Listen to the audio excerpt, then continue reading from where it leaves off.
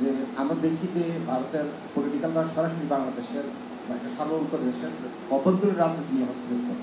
আপনারা এখন পর্যন্ত আনুষ্ঠানিক কোনো প্রতিবাদ কাউকে জানাবেন না, জাতিসংঘকে না মানে ইন্ডিয়াকে। এখন কেন আপনারা তো চুপ কেন? মানে আপনারা কোথাও ভয় পাচ্ছেন? এইটা আসলে বিষয়টা আমি আপনাকে বলি, আমরা বিশ্বাস করি যে অভ্যন্তরীণ ব্যাপারে কারণ নাক গলানো উচিত না। আমরা কিন্তু যখন সামনাসামনি যখন আমরা কথা বলি, আমরা কাগজে হয়তো লিখি না, এটা কিন্তু আমরা সবসময় বলি যে এই ধরনের বিষয়ে এই ধরনের স্টেটমেন্ট নিতান্ত অনাকাঙ্ক্ষিত। কেন? যখন আমরা প্রতিবাদ একেবারে করিনি তা তো ঠিক না। এই কী নাম, অমিত শাহের বক্তব্যের আমরা খুব শক্ত প্রতিবাদ করেছি, ওপেনলি কন্ডেম করেছি।